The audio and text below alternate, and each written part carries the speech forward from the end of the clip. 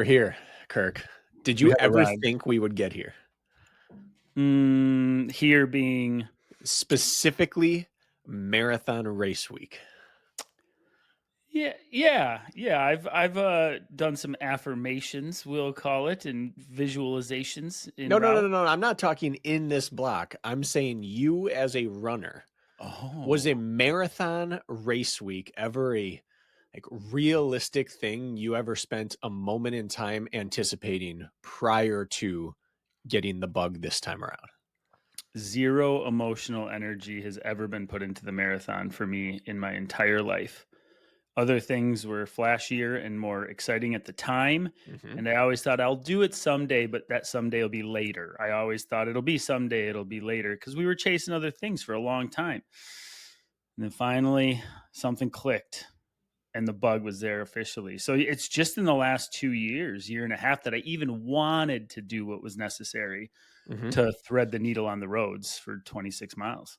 No, So, we're not no. the same person, but we had a similar background. And I can say with zero judgment and 100% conviction that I always was a little turned off by the people I knew who were in on the marathon because I knew what it entailed and I knew I didn't want any part of that. They'd be like, they're in the middle of a marathon build and I wasn't jealous of them. And then it was race Mm. week and they were ready to go do it. And I was not into it. I was excited for them, but it held no draw. And like you, it was I know I'm going to do it someday, but it's Mhm. it's going to be an option that I'm going to dread. And so I'm excited to see that Huh. you've got there without the dread now. I mean, there's going to be race dread, but like the task of doing it and the chore of preparing for it stopped feeling dreadful to you. And that's interesting to me because I can't fathom it still. So the training, not dreadful. About 18 miles on, dreadful Yeah. on the day, but that is the race, right? For you and me, you and I, me and you, us, for us, if you think back, and you were probably even more of an example of this, the year we were national champions in cross country, I was our alternate. I was our eighth man. Hmm. I was previously an All American, eighth in the country in the 1500. Yet you extend that out to 5 miles, and I didn't even make our roster. Yeah. And so you take me, who's always been like short and fast comes around quicker, and then be like the marathon. The guys who did the marathon were the 5K, 10K cross guys. I didn't have the strength in my younger years. So you and I looked at this through a lens of like, VO2 max, anaerobic, inside out was our specialty. This was like not even on my radar because I sucked in quotes comparatively in just the 5 mile distance in cross. Now And you go, honestly, you know what I'm saying though? VO2 max was too long. Too long, correct? You're probably right. Yes, because that's a If 5K. it's shorter, even 3K was too long. My best nationally relevant performance was on the DMR at nationals. I ran the leadoff leg. I ran the 1200 meters, 3/4 of a mile. I handed off in second at nationals. What time did you Ev- run? You run I, 304 or under? I think I ran 301 ish Okay, you back ran then. fast. Nice. But in that field of 9, I don't know what they took. I think it's 9 or 10, I had the absolute slowest PR at every distance longer than 1200 meters when that season ended. Of the mile, which is only one lap further, I was 2 seconds slower than the second slowest person of the 10 or 11 that ran the 1200 that day with me. Just one more lap. 301, that's less. I mean, that's 60 points something per lap. It's You're quick. only adding on a minute in a little bit by doing one more lap, and I was already obsolete. So the idea of stretching out to, at that time, thinking of a marathon was just like absolutely a non-starter. Well, then you're even more of a case than I am because my range probably extended to 3K, maybe 5K, but it didn't extend to 5 miles. But neither one helps in the marathon. Well, Point correct. is, Right. VO2 max was too long for us. Right. And it was because I guess this isn't where we planned to start this conversation, but I was chronically injured through high school. I had stress fractures galore. I never got big volume mileage, but I could figure it out for 4 to 10 minutes. Okay. But when it extended, and then I think only in recent years, getting health, finding Spartan, training for stupid 3-hour races in the mountains, it forced a square peg into a round hole. And then suddenly I get momentum going over this last decade. It's been 9 years since I found Spartan and went from 20 miles a week to 60 invert. Mhm. I earned it. I freaking earned it somehow. And I didn't know that that was an arrow in my quiver, Yeah. but it wasn't until I did. And so I think the excitement comes from the fact that suddenly I believe like, hey, my effective range has quintupled. Yeah. And So that's so cool. And I don't say all this to glorify our track days. And honestly, I might have been more like 3:02.5 that day. It might not have been 3:01. I ran Point. 303 as a freshman. Okay. That was but I never ran the 12 one other time. So you got Okay. me. Yeah. It was probably my best distance. I was a Good little to slow for the 800. Mile was a little long for how I was training. that sweet 1200 is spot my right sweet in spot. an event that doesn't exist It individually. doesn't exist. And honestly, Yeah. I wouldn't have been good individually. I was a relay runner through and through, but that's not the point. The point is that despite the fact that you've been winning races and you've been relevant in every event you've run since middle school, this is your most novice race you've ever participated in since that first race in middle school. You Yep. were a track and field All-American. You have been 11th at a world championship in obstacle course racing. You have been successful at everything you've done, but you are a noob for the marathon. And not only that, you're coming at it from a place of total, I would say, when you started this, guesswork, because the longest road race you've ever run in your life, correct me if I'm wrong, was a half marathon during the build to this marathon. Last year, this Yeah. race. Yeah. The longest I'd raced on the roads was a 10K other than that. Yeah. So Mhm. not only is this your first marathon, but this is twice as far as you've ever tried to race for time on the road. And Mhm. that puts you in a spot where every single marathoner started, which is totally unsure what's actually going to happen. There are some people who have a good idea. I think it would be safe to say you are totally unsure what could happen. I bet you have ideas of what might happen or options of what could happen. But in terms of certainty, my guess is you have very little. I have all the certainty until the X time period Yeah. on feet where you either kind of have it that day or you don't, and you don't know. You're going to feel like you don't at some point, meaning like even if it's 2.5 hours of threading the needle, like at some point the piano will land on your back. And the question is, how heavy is that piano and how much can you fight it Yeah. and how much can you not? And that feeling, I don't know in a marathon now. I do know the feeling in a race in which you're 2 hours in, you still have 10 to 30 minutes left, Hmm. and you're sort of bankrupt in what I'm capable of on Yeah. flat terrain, on the trails Right. when I'm bankrupt. But I don't know what it's like after the same exact stride Right. for 2 hours, which is what makes the marathon terrible and worth pursuing. And it's funny because this will be the simplest Mm-hmm. race because it requires one stride and one pace in theory and a very simple fueling strategy. And Mm-hmm. yet it's going to be so endlessly complicated in your brain. At some point, it'll be really hard not to overthink and it'll be really hard not to read into everything. And the tweaks and the feeling and the tightness and the fatigue and the heaviness that you equate to certain signs at other distances may or may not be true here. And so I just find it awesome about this sport that you can be in your 40s with 30 years of race experience and you are about to encounter something you've never encountered before. Uh, a very different version of the same thing. We Yeah. can look at it that way.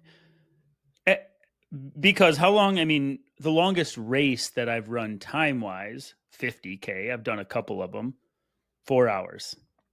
Well, Hmm. 2.5 seems awfully approachable compared to that. Yeah. It's been a long time. In the Spartan race days, the longest world champ race took me 3 hours and 17 minutes or something ridiculous. Yeah. Uh, and a lot of 2.5s, right? If you remember those mountain races, Yeah. beast distances. So there's like some familiarity, right? But it's not the exact same thing. And the biggest change in my mind is that you can't hide a flaw with a strength. You can't say my uphills have left me. I'm going to rip the downhills. Mm. Or the blank has happened. I'm going to crush some carries, or I'm going to hit the technical stuff because I can't open up anymore. There's nothing you can hide behind in the marathon if one thing starts to leave, because that one thing is the thing. So The I'm not only trying thing. to crank it up like you're going to have this huge cratering effect in the race. Yeah, yeah. You're just going to experience something that's a little unique, and that's cool to do at this stage of your running career. It's far overdue, that's for Yeah. sure. I've always looked at myself as a road runner, though. Even when we were running mountains and running the trails and going to the ski hills and doing that, it never felt like my sweet spot ever. Hmm. It never has yet, even though I've got trail records locally and I'm very good on the trails now. And that's been hard earned too, because I was not when I started, when we first met. I still feel like I can be more, when you've like mastered something, you can be the utmost of dialed and in tune with Mhm. whatever it is your pursuit is. I still feel that way on the roads and I don't feel that way on the trails. Yeah. So that's a positive because we did such metric based running for so long. Yep. So at least there's that going for me. But yeah, a lot of Yeah. unknowns, a lot of unknowns. And there's some unknowns right now, which is part of the marathon, of course, but is just with this injury thing I haven't talked about, Yep. which I've been in PT for 2 or 3 times a week for the last month since it popped up, which there is a chance the bullet strikes me in the knee on any given stride and it's over. Right. It's what happened to me in my workout, my big session. I think it was 3 weeks ago, 4 weeks ago. So I have to it's gotten a lot better, but who knows? So there's some other things. I can't worry about that on race day. And it won't even be in my head, but that there's some factors there that I haven't dealt with before. Right. And honestly, it will be in your head. You think? Yeah. Yeah. How could it But not? it's a thing that's For the not. audience, this isn't Oh, a go ahead. pre-race excuse. Kirk's dealing with a knee injury. And my advice to him was either go all in and deal with whatever this marathon does to it, or stop right now, give up Mhm. on the race, get it right, and take the next available marathon. Like his knee is to the point where it was one or the other. So this Mhm. isn't a pre-race excuse, but there's a real chance that you don't make it to mile 18 and find out what happens when the monkey jumps on your back because your body breaks down prior. And that just needs to be addressed. Well, it's being addressed. That's the good thing. Verbally, it needs to be addressed that this is Oh, a real thing. You are a walking wounded heading to this, but you are also very fit. yeah, no, I'm still fit. That's the thing. I haven't lost fitness due to this. I've found workarounds, which Yep. is great. But this is without imaging through functional movement, what been diagnosed is a torn IT band insertion in the outside of my knee. Not a Mhm. complete tear, but he pinpoints about the size of your pinky and he explains IT band's a very broad insertion. It's a giant thing. So why we have so many problems with the dang thing. It's It doesn't just stretch. doesn't stretch. It's very taut. And so what happens is the theory is this flap, the tear itself, when it tore, I felt it. I ran home and I could barely walk on it the rest of that day and the next day. And I was like, what on earth? And it was in the last quarter mile of the quality session. I made it the entire way without feeling a thing. And then it was like somebody shot me with a bullet in the knee. But the theory is the way it's tracking, it's catching somewhere mechanically. And when it catches, it pretty much gives out on me. Like shooting pain, it sends like a nervous shock through my system and it takes me out and I have to limp it off. And then it sort of starts tracking right again. And then sometimes I can find my rhythm again. And then sometimes it's sort of this gross limp run. Yep. Okay.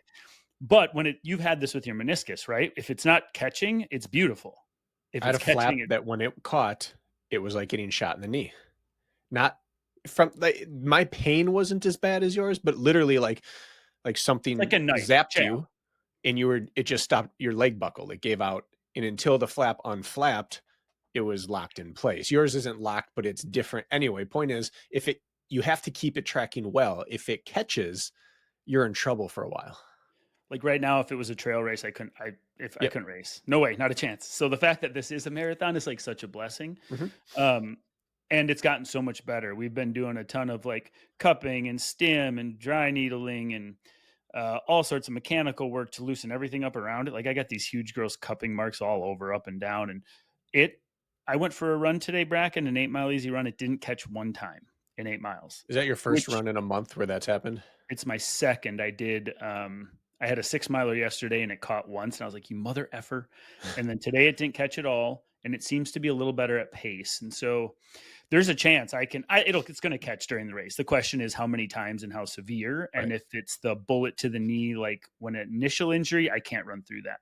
But it hasn't done that since the initial time. So like right now, it's just like, it's on. Like it is what it is at this point. I'm not doing any more damage by running on it, by the way. I don't want to get anybody telling me I'm an idiot. And I'm an idiot for other reasons, but not this idiot for this reason. So when you're new to something and you have fitness that can be, I guess, abused, meaning your fitness can get you to a dangerous place in the race. Like you could go out too hard for too far before you realize it. When you have a good amount of fitness and you're trying a new race, the only way through it is a good plan. And I want to hear and other people do. People have requested this. I want to hear the plan today. So we are in the middle of our race series, how to race well and how to blow up and how to avoid blowing up and all that.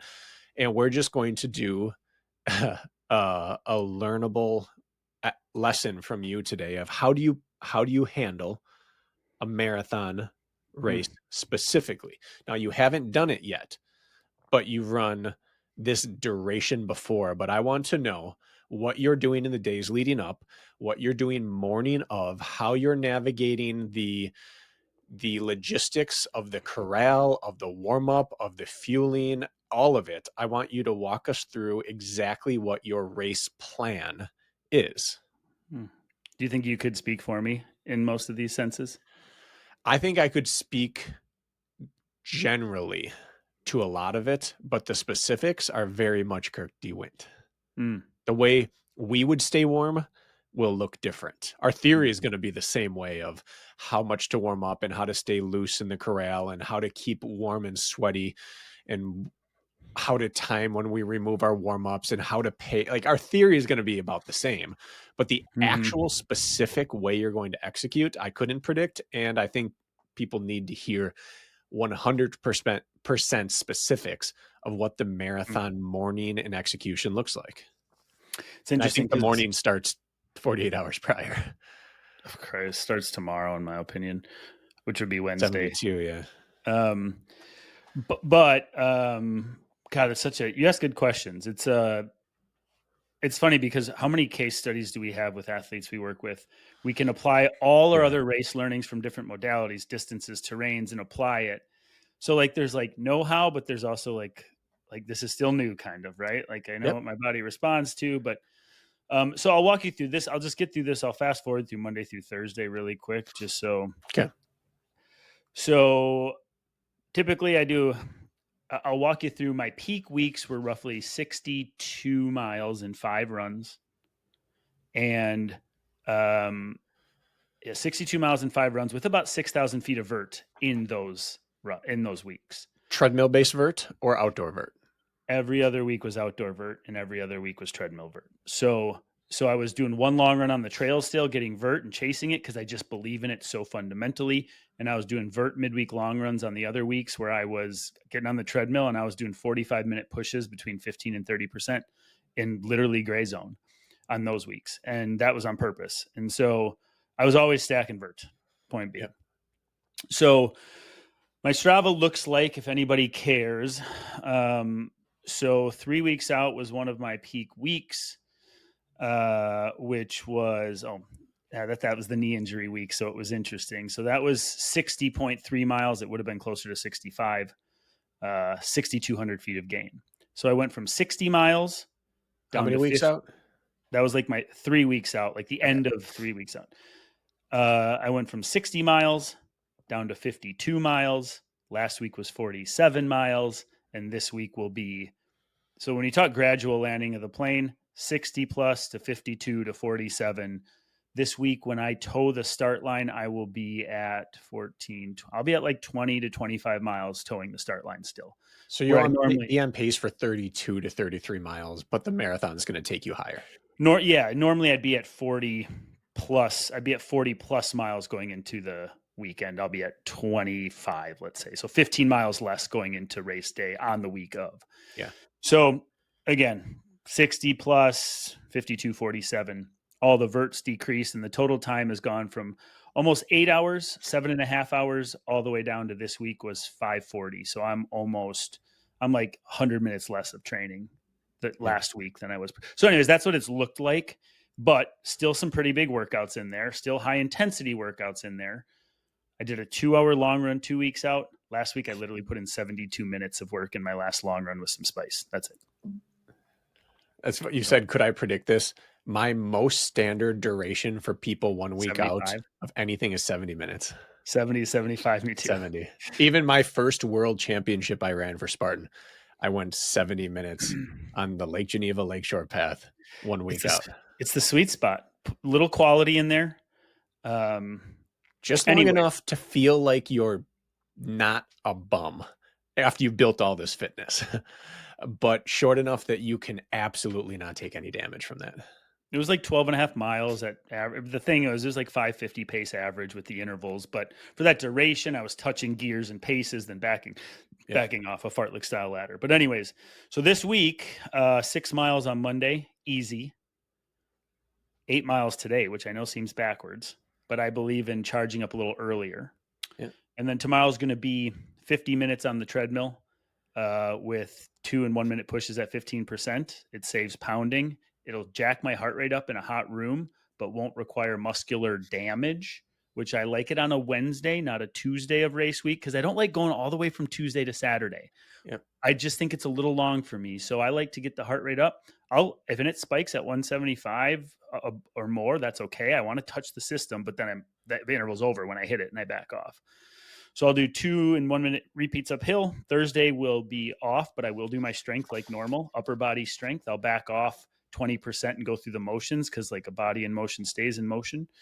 And then Friday, I'm doing a full 5 mile shakeout, which I like. People would say that's too far. For me, I like that 30 minutes plus. I do so much volume. It'd be a mistake for me to go 20 minutes a day before a marathon. I think it's better for me to go. I haven't done a 5 mile run. I can't even tell you the last time I went that short. Yeah. So saying 5 the day before would be scary for people, but if you were averaging 10 point something per run during this build, 5 you can sleep through. You personally in this moment. Yeah. And it's enough where like I just start to feel a little dull at the end of it, and it's a good thing for me to like, I don't know, like it makes me mentally feel like I'm doing enough throughout the week where like I just don't want to lose touch with like my feet hitting the pavement. I just don't. I feel better that way. I know I'd feel better that way. And so that's the plan leading up to race the day before the race, run wise. So only one bout. It's going to be 12 to 15 minutes of work on Wednesday. That's it total, which some may say is too much as well. But it's uphill on the treadmill. You know what that does. We take very little damage, and then leading to race day. My belief, and I'm very, very firm in this at this stage of my life, is that the longer and less intense the event you're doing is, the less important physiologically it is what you do race week. For a 100-meter dash runner, for a power lifter, I think you have to have so many systems primed and coinciding 100%. at perfect peaks. And the less anaerobic your event gets, the more it matters that you mentally and physically feel good. I think the sharper your event is, the more you may not feel good. But for long racing, and I'd say long like 10K plus, you could get by with 50 different race weeks. Mm-hmm. Just it's the one that makes you feel like I am not underworked, I am not overworked, I am the right amount of where I need to be to have confidence that I'm ready. That's all that matters. I forget who it was. It was a 5K, 10K track runner, and they went to the marathon. And it was an interview I saw. This was not recently, like a year ago on YouTube. And they're like, now that you transition from the track, like 5K, 10Ks, and you're to the marathon, and what has that learning curve been like? And they were talking about the lead in. And the athlete was a female. God, it's bothering me who it was. But she was like, honestly, I feel like I have to taper more for a 5K and a 10K than I do for the marathon. Like I need to be more available to nail my 5K and 10K, because in the marathon, the fitness has a chance to show through no matter what. She's like, I have to back off. I had to back off more in track than I do now to nail it, which was a really interesting perspective, because you'd think the opposite. You can be 1% off for the first 15 miles of a marathon and then figure it out. You're a percent off on the track, you're off the race. It's over. That interesting. Yeah. We talked on here before about Dusty Jameson PR'd his marathon in the last one. I bring this up because we had just talked about him, but on marathon race week, he started it for his half, and for his marathon, he said, can I do some 200s on like Thursday before the race? I was like, yeah, what pace do you want to run them at? He told me, I'm like, okay, how many do you want to do? He told me, I'm like, all right, let's do that. Let's do that. that is not coaching philosophy of physiological philosophy. That is mental philosophy. Yeah. I didn't script his last workout. I just said yes to what he wanted to do. And the only thing I would have changed is if I felt it was too much work, because your past don't screw it up. Now it's just feel right. Yeah, that's a good point. Yeah. And you saying, what was it? I'm losing my train of thought. You mentioned something. It was actually quite smart, Brakken, when we were talking about how to nail your race. Oh, it's going to come back around. I'm forgetting. Oh, I'm remembering now. The whole stay busy, like the race, like do your normal routines. Don't take the 2 days off of work beforehand and sit around in your mind and not do crap. Like Thursday, instead of training, like I'm going to do my lift, and I'm probably going to like cut the grass and do like just chill stuff. But like, I'm like, keep myself busy. We're going to podcast Thursday. Friday morning, I have athlete calls scheduled like normal. Like, and then I have to pack the camper up and drive it up to my campground in Duluth, and then go through the whole cluster F of race day packet pickup, which can take hours with the construction. The highway shut down. It's like supposedly it could be like a 6-hour process. This isn't a joke. They're sending out warning emails about the traffic and the highway being closed, and it's supposed to be a mess. So anyways, like the plan is like literally nothing's changing other than the fact like I'm going to sleep in my camper and have to go up to the race, of course, but like nothing else changes other than that. Yeah.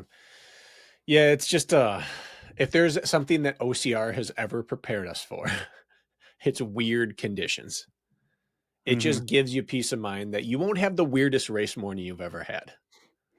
OCR was this weird situation where the race might start on time and it might not. The weather might change. We had a situation once at a world championship. It was a relay world championship or a team world champ, but the venue flooded and the road got washed out and you couldn't drive within 3 miles of the venue. Single one lane in and out. No one could get in or out. Guess what our warm-up was that day? It would get all your race stuff and carry it to the site, because you're not getting back. Lisa didn't even get to the venue before we finished the race. That's wild. So what race was that? Where was that? Was the Glen Rose, Texas Spartan Team Championship one year. Oh, okay. But then this OCR had a lot of weird stuff, but it made you bulletproof for race situations. So if it's going to be hot, if it's going to be cold, if registration is going to be a nightmare, at least you're used to it. Yeah, it's been a couple of years, but yes, it's still in there somewhere back in the. All right. Are you changing your sleep this week? That's a whole issue in itself, and not to make a race excuse, because this is just just the irony of this, Brakken. Like no race week is ever going to be perfect. I think that's just like what so you probably can't see on my arms. You probably can't really see much, but splotches or something. So I got myself into some poison ivy or poison oak this last weekend. Good job. And is this another Kirk antibiotic race week? No. It's not an antibiotic, but I just went and picked up poison ivy wash from Walgreens today. And the funny thing about it, it's not funny, but it is like it's on my arms and it's also on my nether regions, because I went to the bathroom with the hands that touched it. So like I slept with 2 ice packs on my forearms last night and woke up constantly because the itching is so insatiable Mhm. that, like, I think I got 4 hours of sleep last night. I took a nap before we recorded for a half hour, so that helped. That's why I asked we could record late. So I'm like trying to fix. So I'm like scrubbing my forearms with this poison ivy wash and my nether regions because it's Yeah. everywhere. And I'm like, of course that's going to be the case. So as of now, sleep's going poorly, but it's going to go better. Okay. Are you changing your diet at all in these 72 hours or more leading into the marathon? I'm staying away from things that I know, like, let's call you blow me up a little bit.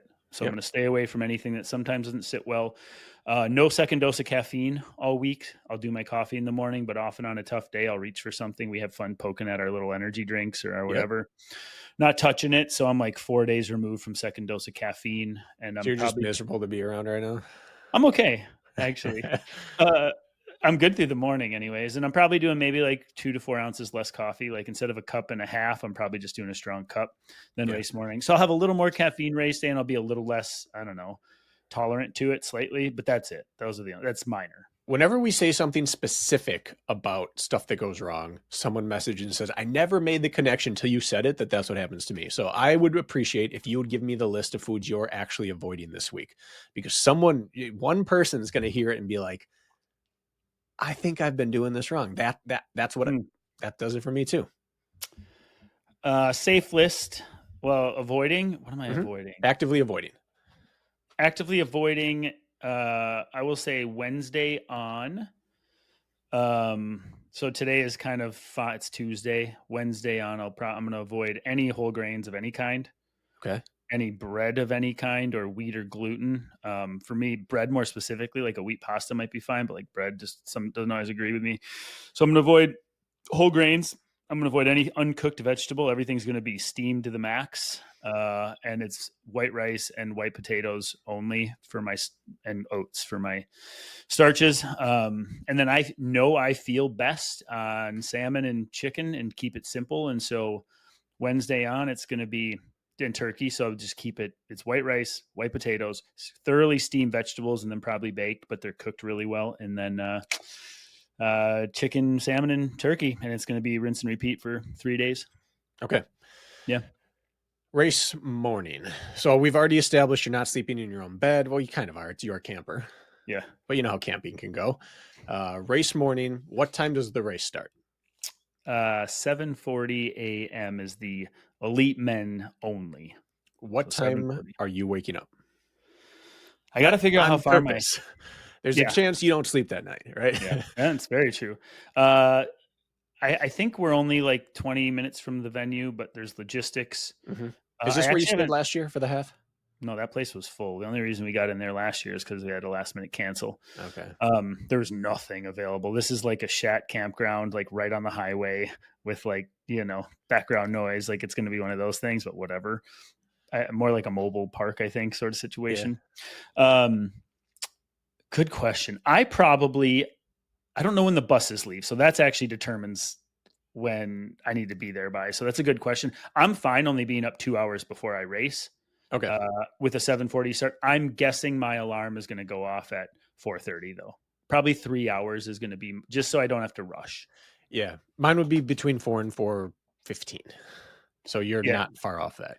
What's your routine then? You're waking up and if I know you, it's the coffee is brewing immediately, and then you are having is it oatmeal? Bobos. Oh, you're sticking Bobos and bananas? Just Bobos now. I've dialed in on that. So yeah, I'll wake up. I'll make the coffee. Have to go cup. So the big mistake is going to be having my coffee like out of bed like I normally do. It will be get all the way there, get on the bus, and once they're finally busing us up, I'll allow myself to start drinking my coffee on the Oh, you're not 26 gonna mile split ride. it. I'm just gonna wait to time it so I have it, 60 to 90 minutes out versus 3 hours out. I think that would Yep. be miscalculating. Yep. So I will probably eat a bobo on the way to the buses, and then I'll probably have another half or a full in the ride up with my coffee, which will probably be about 700 calories, most of it carbs, 600 to 700. I don't want more in my gut than that, to be honest. That's a lot. If I get Um, 6, I'm happy. If I get 8, I'm good. I can Anything work other on than 4. that is only for ultras. Yeah. So probably 400 to 600 calories of just pure oat bar. It's pretty digestible. It's really well cooked with black coffee. The tricky thing is that for the masses, and I got an elite bib, which means I am one of 120 men that they have taken from around the world to go first, which is 5 minutes before. All But right, I'm going to stop you because, right now Mhm. because you brought up on the episode last time that you had the choice, essentially. You could go in the elite field where you are going to be towards the end in terms of qualifying time Mhm. of who's there, or you could start at the front of the masses. And you Correct. said you'd like to know my take on what to do. Well, I'm already at the elite. I I know didn't you've know. already decided. Well, I believe the field started at the same time in years previous. This is a new thing they're doing, so I didn't know it made a difference. Yeah. Yeah. People Okay. asked, a few people asked what I was going to tell you to do. And So why don't I my explain it answer really was, quick? I'm not going to. Oh, That's okay. your call. That's it. Yeah. I know what I would do, but I also know what you would do. Okay. What would you do? I would run. Now, me personally, I'm not as good as you. I would go in the second group and I would start several rows deep and I would just build into my first marathon because I'm still in the dreading, terrified of it. You have a little bit more clear picture of what you think you can do. And so, in that case, if I were you, I would start and run either blank. Like, let's say you think it's 2:30. I would run exactly on the pace I think it is or last place, whichever comes first. Okay. Yeah, I get you. And I would just run there and let myself move past as many people as possible. And if that's 2 or if that's 20, great. People are going to crack on this course. But Hmm. yeah, I would go out at the very back of the elite field and then just play Pac-Man the best I could. Yeah, I mean the race was won in 2:10, and there were a number of people 2:10, 2:10, 2:10, 11. I mean, it's a high end international field. Right. Not to lay, but there will probably be as many African or African appearing people in the elite field than there will be like a white dude from Minnesota, right? Like Right. it's just the way the field is. It's brought in. So the elite men go off, then the elite women go off 5 minutes later, and then the masses go off 10 minutes after that. Right. But so we go first, right? So and I looked at the qualifying times, and they take half marathon and full marathon qualifying times in the previous 18 months, I think it was. And so the slowest time they allow for regular people is like 108 in the half. But for masters, they have new criteria to be in the elite field. And so the time for masters in the half is 112 flat is the slowest they would take. And I ran 111.19. So that Mhm. tells you how close I'm cutting it, right? Do you understand? Like Right. I was 41 seconds on the right side of that to make the elite field. Pretty Yeah. close. Yeah. Which So is why with the women and then the men, and there's gaps between both, simply for a temperature standpoint, I would start as early as possible. yep. And yeah, I think I would just be the last person off the line in the elite field and go from there. That's what I would have said. But you already made your bed, which was absolutely going to be the elite field. It was never not going to be. Yeah. I was a late entry. They sort of gave me a pity entry because I reached out late about it. You have to apply, give them a resume. They said, well, all of our, our concierge service, you would have qualified, by the way, separate shuttle bus out, separate Mm, warm up area. They set all your nutrition, and you can say, what do you want at miles here, here, and here, including water bottles, gels. They do all that for you. Bag drop and run your warm up crap back to the start line. They do everything for you. For me, my warm up pants are going in the garbage. yep. My Alpha Flies are being worn walking to the bus, on the bus, there. I have an inhaler just in case my allergies act up. I don't have a used one. I'm literally throwing out a $40 inhaler after I take 2 puffs of it. It's going in the garbage because I have nobody to bring it back for me. So it's just interesting. And that's what normal people would deal with. The Right. masses would deal with, of course. So I'm not boo-hooing. It's just interesting because if I got qualified, all that stuff I can keep. I'm going to wear an old sweatshirt that I hate to warm up Mm-hmm. if I need to. And I'm literally throwing out, I just got the inhaler like 2 months ago. It's like a $40 inhaler. I still have a year of it left. I'm going to literally for 2 puffs, it's going to go in the garbage. And that's stupid, but It, that's what I have to do. yeah. There's only two things I might consider doing different if it's me. Yeah. And that would be I would be holding my alpha flies and wearing my oldest pair of speed goats, and that's what I'd warm up in. Oh, And I'd be throwing the alphas on and throwing the speed goats away. And then I thought about it and I have a reason against that. okay. And then I assume you're carrying a small flask of water on you, Can't and I would decide. be tucking my inhaler into that waist pouch. Because I can't. I'll throw away an old pair of shoes if they're old. I think I'm too cheap to throw away a $40 inhaler. Okay, well, uh, I think it's going to go in the garbage. It's just it's I too. I don't disagree with it. I just wouldn't And because the I'm argument me. about just wearing the alphas, I have 2 runs in these alphas, and I have a total Okay. of I have total 2 runs in the alphas, and I have a total of I did a 22-mile long run in them, and then let's call it 8 to 10 of quality. So I got like 30 to 35, the sweet spot, right?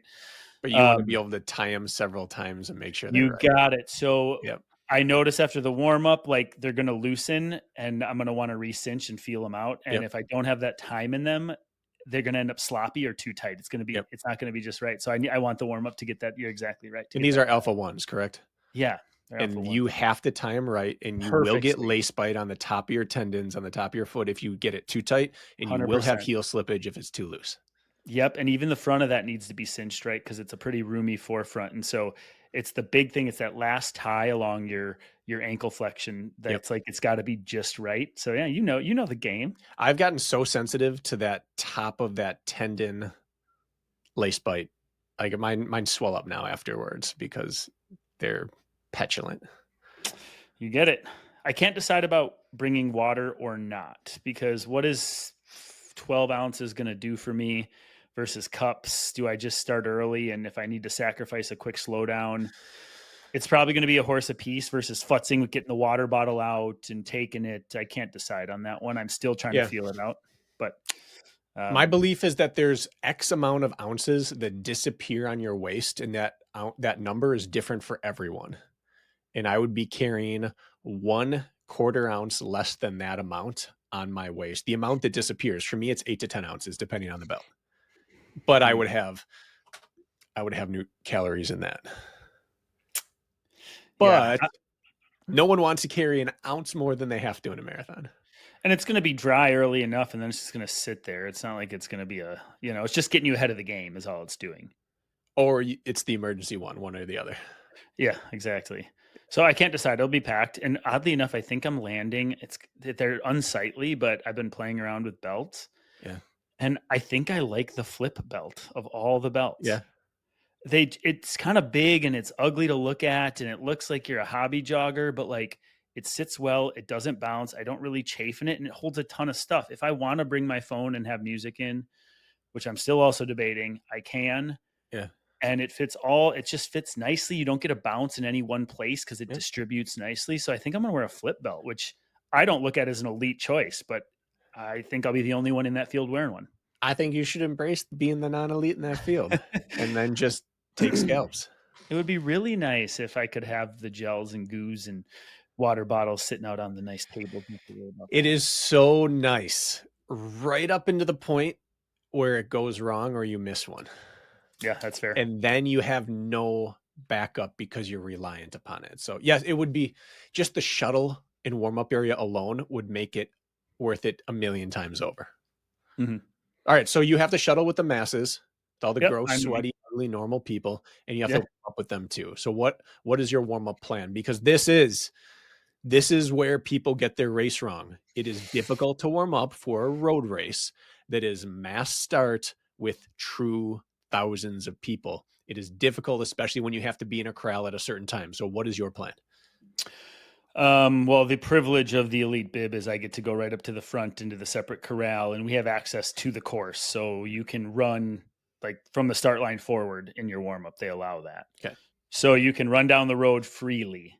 Okay. I'll have access to the elite. Like I'll have my elite bib so I can go use their portos. And if I need to stop there, I can. Nothing else matters. You've got that. You're good. Right. But this race, if you weren't, they have so many porta potties. Last year they allowed the open.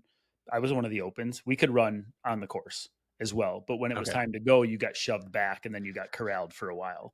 So you can warm up the elites can warm up right till gun, right? Like they'll hold us the last 5 minutes, I'm sure, but people were doing strides up until 3 minutes, 2 minutes out last year. So I think I'm going to land on 5 to 6 minutes of, let's call it standard running. Yep. Okay. And then we're going to do like 4 by 30, 30. And I'm going to cut myself at about 9.5 to 10 minutes, I think is what I'm going to do. I'm going to be overdressed unless it's super hot and sticky, which it may be. Otherwise it'll be pants and a long sleeve, and I will be warm. Even if it's only 5 minutes of running, I will be sweating and warm, and I will do, so let's call 6 minutes and then 3 to 4 by 30, 30. I think something like that. I will do my dynamics, which we don't need to run through. And then I'm going to strip that crap off and toss it in the garbage, and everything's going in the garbage, but whatever's on me. And then that'll be that. How long are you willing to wait in the corral, shoulder to shoulder, unable to move, before you are nervous that it's impacting your ability to race a marathon? I could be there 10 minutes without moving, probably. I don't think that's an issue. If I knew I was stuck there, I'd keep my pants on and just, or whatever. If I felt I was only going to cool off and get cold, in quotes, I'd rip stuff off last minute, but standing there would be fine. But I'm okay. Marathon pace, if they made me sit there for 15 minutes, other than the nerves building, I know I can click into marathon pace without it being too jarring. It's not a 5K, so there's that. If they say this is a 10 to 15 minute wait, I'm sorry, this is what it is. Are you changing anything about your warm-up? If it's already done and I find that out? No, ahead of time. Or you find it out or you find it out 2 minutes before it starts. Are you doing anything different to get ahead of the 10 to 15 minute wait? I don't think so. In that case, I'll just make sure I'm overdressed, actually, or at least afterwards, just to stay warm. But it's looking like it's going to be plenty warm at the start, so it's probably not going to be an issue. In fact, we might have the opposite problem. So, okay. Yeah. So the warm-up's done. You are there. Where are you positioning yourself in the corral? Probably to your suggestion, I'm probably going to know my role, and we're only going to be 5-6 rows deep, probably. I mean, it's not going to be that deep. So I think I'll just respect the field and probably be in the back. Yeah. Left, right, center, based on the first turn. Are you overthinking that, or are you just going to hang out wherever there's room? Should be a straight shot out of the gates in a really wide county highway type situation. So I think it's going to be just fine. In OCR, that's all you would think about. Like, Brakken was always front right or front left, hugging one of the sides, right? Yeah. Yeah. In this, I don't think so. I think it's going to be unimpeded. And honestly, with my knee thing, if I take off, like if I have a sprint start, it grabs every time. So I need to roll into the start anyway. So fine. That's better anyway. I'll let him go. Yeah. No marathon result changes in the first 100 meters unless you fall. That's kind of it.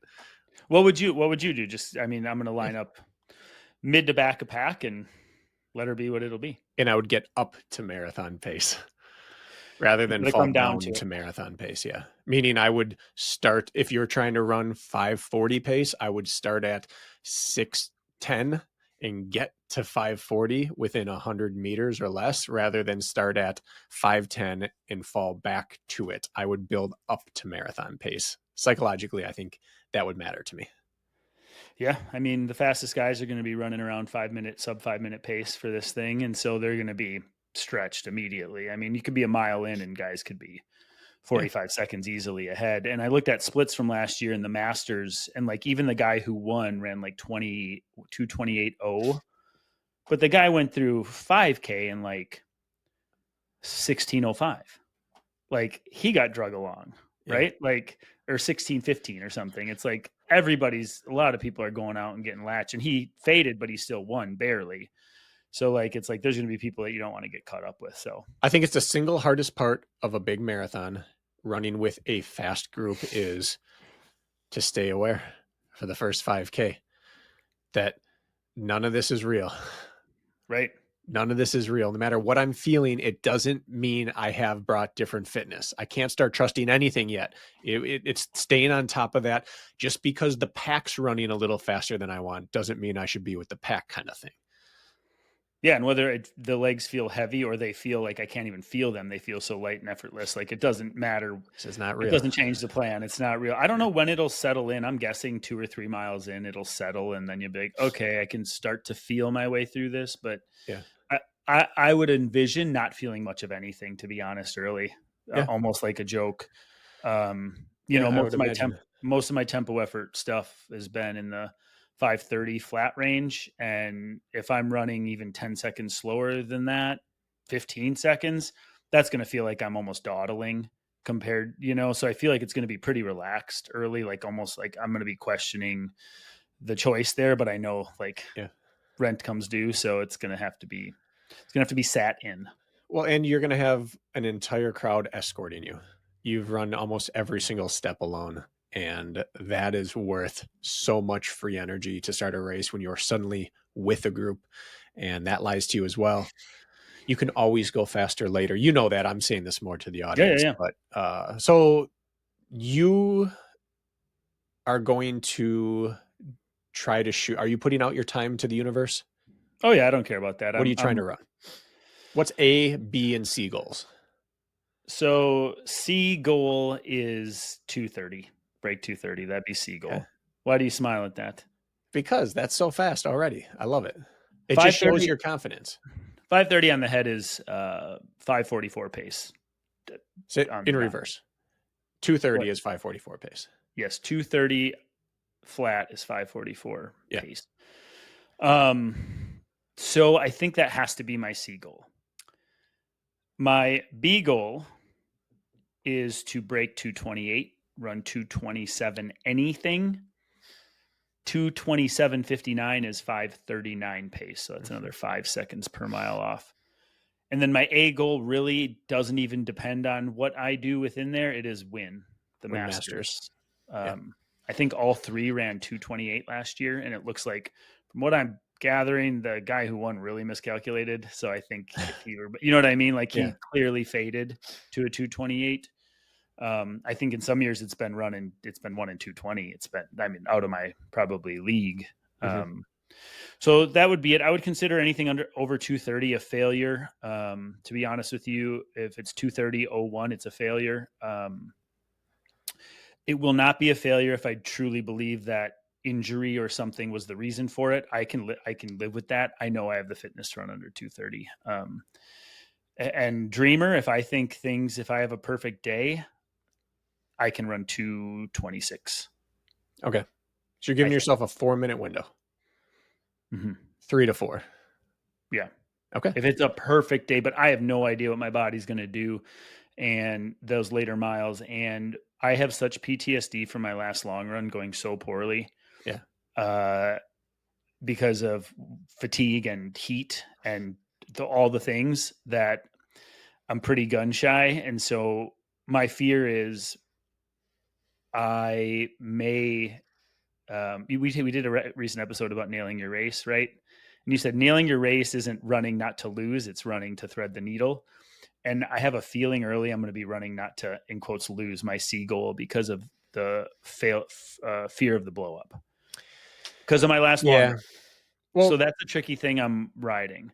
that's the tricky thing about any race longer than 40-ish minutes is that you spend the first part nailing the goal by executing, not by running, Right. like nailing your anything. It's execute, execute, execute, execute, and then start racing. It will Right. not feel like a race if you're doing it right. So what if you're set up to hit your C goal with a chance to hit your A goal? What do you Mhm. come through the mile in, and what do you come through the 5K in?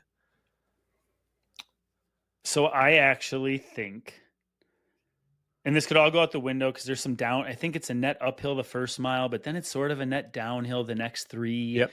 So there's some of that at play where it's like, and apparently as of today, it's a tailwind. So the thing about grandmas is they bus you out east, northeast up Lake Superior, and then you literally run back 26.2 miles along the lake, directly going like mostly east, but it's like southeast or southwest. Sorry, you're running southwest along the lake. And right now it's forecast for a 10 to 15 mile an hour east wind at your back. So that race can be brutal because you can get a 15-mile-an-hour west wind and you're literally running with the wind in your face for 26 miles, which we all Right. know how that can make a difference. The day after is supposed to be a west wind, but right now it's forecasted for an east wind. And if it's an east wind, and I know this details are so stupid to talk out, but it's real. If there's a 10-mile-an-hour pseudo tailwind Yeah. and you come through in 535, do you say, well, how do you not? You just keep closing the stride down and running that same pace. And there's a lot of trees and it's generally not windy there, right? It's blocked by like big, nice deciduous like pines, but you have the lake, which there's some open sections. So point being, there could be that at play. So I'm sort of like backpedaling here with my strategy. You get what I'm doing, but ideally I'm running through 5K.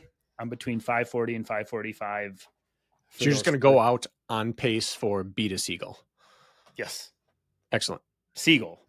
I mean, really, to preserve. Yeah. Well, 540 is not, but 545 is.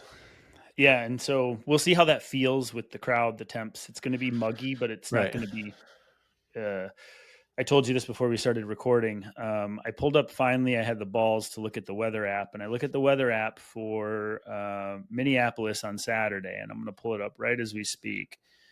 I live in Minneapolis. Duluth is 2.5 hours north of here. Not far, right? Minneapolis on Saturday, high of 92 and low of 76 with 70% humidity. My heart sank. It'd be 90, 80, 90 degrees by finishing. That's a big deal. So I say, well, let's look at Duluth. So I open up Duluth. I'm going to click on it right now, which is only 2 hours from where I live. That's it. Duluth on Saturday. Please tell me it hasn't changed since I looked last. Duluth on Saturday, 69 for the high versus 92 here. It is literally 20 plus degrees colder where we are racing, which mostly is because of the east wind coming off of the lake. Lake Superior is freezing cold. It's like 50-degree water, having a cooling effect, which is the reason why people go to grandma's in the summer, is because the lake winds cool down the air temp there from the freezing cold Lake Superior. If it's coming from the lake, right? And so now it says east-northeast wind at 10 to 20 miles an hour, which is a tailwind, and the race is starting somewhere around 55 to 60 degrees. It could be starting at 80 degrees here in Minneapolis. Yeah. Unbelievable luck. You almost don't want to believe it until it happens. But if that happens, that is just because you're a great heat racer, but you don't want to. This isn't about position. This is about running a successful marathon. It's only time. Yeah. So anyways, I know people, apart the least. People probably don't care about hearing that, but like when you are trying to, when you know you're riding a line, to have things like the temp not be 20 degrees hotter and have a wind that's more at your back than in your face, like that matters. So yeah, that's what it's looking like. Well, some people go their whole marathon career without weather lining with fitness, and you might get it your first one. So that's fantastic. So let's go nutrition. What are you taking and when? Bolt Energy Chews, baby. Oh, you're still doing that. How do you really feel about it? We're not compatible. I would not chew a thing in any race shorter than, for sure, 50 miles. Imagine like a soft fruit snack that sort of dissolves. You could just swallow it whole, a couple chews. No, I get it. I get it. I ate a pack of fruit snacks this morning on the way to basketball. But they don't, the ones that stick in your teeth are the ones that just go down nice. It doesn't matter, Kirk. It is impeding my breathing. That's the big issue. I agree with you. That's why you store them in your cheek like a chipmunk. Still does. And you just gop them down. I just feel like they sit better than most. And in trail races, I have felt like, I think I feel this thing like doing its job. And I'm glad you have your thing. Yeah. I just can't. So I'm going to go every 25 minutes, maybe 30, and I'm going to just pop 100 cals. It might even be every 25, depending. The big thing I need to worry about, I'm scared after that long run. I drank 7 bottles of water and a Coke, and I didn't pee once, and I felt like bad. Like point where I was like, this is what like people feel like before they black out bad after, and that was just a training run. So I think I'm splashing water on my face with cups early, even if I'm not hot. I think I'm the first or second water station, I'll take a swig, whatever ends up in my mouth, the rest ends up on my face. I'm going to do it right away from the beginning. And if I feel I'm even starting to go backwards on the hydration front, I will gladly stop mid-race and take 2 cups and put them down. And I might do it once or twice to get ahead of it. It may cost me 5 seconds, 10 seconds. I don't care. I will do it. Yep. So that I realized I cannot get behind on it, because if I get behind on it like I did 3 weeks ago, it's disaster. Yeah. It is the best case scenario. We said it then, and I'm doubling down, even though you don't feel grateful, I'm sure now. But best case scenario is that last run teaches you something scary. And so you have that in your head. And then if the weather complies, it becomes a non-factor. To some extent, you still have to stay ahead. But I'd way rather have someone afraid than feeling bulletproof. I'm a great float runner. I'm a great interval runner. I am a great threader of the needle runner, and I can feather on and off gas. And I am telling you, if I have to take a 10-minute water stop, walk through it, take 2 cups in 10 minutes and go, I think that reprieve, I can get myself back and on track for that mile to still click where it needs to be. I really do. 10-minute water stop sounds extreme. 10 seconds. Did I say 10 seconds. 10 seconds. Sorry. So I think that there's still, I just don't want to get behind there. I don't want that to be the thing, the hydration thing, if it gets too warm or sticky, which you just never know. It's supposed to be very humid. So I will sacrifice time for that, because it can save minutes on the back end if it's seconds on the front. So I'm saying this out loud because we've run into this with influencers this year. I assume you are not allowed to take something from Jess on course. I don't think so. Yeah. Okay. And then shoes, Kirk. It sounds like you've settled on the alphas. I've settled on the alphas, the originals. I support that. Okay. The Asics Metaspeed Sky is a fantastic shoe. In fact, when I'm clicking, I think I click best in that shoe. It is a little stiffer and it is a little more damaging once I get out to further mileage. If this was a 10K or even maybe a 10 mile, there may be a strong case for that shoe, but the Alphafly will save some eccentric damage the back half compared to that shoe. I also notice after I get to about hour 45, my feet can start to hurt in the Metaspeed, and my Alpha seem okay. So it's got to be the shoe. I agree with that. Plus, that's a shoe that needs to be run in one way, and the Alpha gives you 2 strides you can use, which might be the saving grace at mile 22 to avoid a cramp. You might have to roll through a little bit rather than bound, or vice versa. And so you have the option with that shoe. That being said, the next round of Metaspeed Skies sound like they are better in every way, including softer and bouncier. And you might just have your unicorn shoe. Maybe. I've heard a lot of good things about the Cello too. Oh yeah. Yeah. Getting good reviews. So I think the hay is in the barn. The point now is to not screw it up. My value as a human being does not rely on my race result. And I don't feel pressure that way. I don't feel pressure. Like if I fail epically or something goes wrong, it's going to be a really good day. I do not care. I really don't. I want this really badly, but I'm at that point in my career where, like, I got to talk athletes off the ledge once in a while, and I'm sure you do too after a poor performance or a great performance, right? Will there be disappointment if it doesn't go well? Of course, but like, I'm good. Like the opportunity is what excites me, and I don't care if I swing and miss or I swing and nail it. Like, I'm good. And I think that's important for people to know, because that's going to keep me relaxed early, to be honest. Yeah. Well, you said 2:30:01 would be a failure, but that also would be okay. It would be a failure in the fact that I don't think my fitness would be showing through the way I believe it can. It'd be a failure to get the most out of your fitness, you're saying. It would be a failure. I would not be doing my fitness justice if I ran 2:30:01. I know that. Okay. Yeah. So anyone who's run a marathon, especially those who have run with fitness comparable to yours, and had it not come through on the first one, are all thinking or saying the same thing. Like, you don't get it. Why do you get it? Why can you look at it and say, I know I can do this and it'll be a failure if I don't, when so many people have fitness that the marathon won't let them use in the last 10K? Why are you ready to get through that? Well, you mean like, why am I ready to get through the last 10K? Well, I'm saying you and I have mutual friends who should have been able to run 2:25 to 2:28 and never broke 2:30 because things just popped up in the marathon. Why are you Why do you believe that that shouldn't be the case in your debut? It's a great question. And I'm not Because I trying to like tell truly, you I believe you're if a this, fool. no, I don't take it that way. Because if my fitness is where I believe it to be, I think my goals are well within reason. Meaning I believe I can run relaxed for a very long time at my seagull pace. Okay. And I felt that in training, knowing that if I can run relaxed I've done 16-mile progression runs averaging my seagull pace. And really it was just the back miles kicking home. And I know if I just sat at my 5:44 pace, I don't know how long I could do that for. I feel like a long time. Mm-hmm. Like I just have the confidence in that I can stay relaxed and within myself doing so. And so it's more about knowing that I know I can manage it early, and logic tells me there's no reason I can't see it through once it gets tough.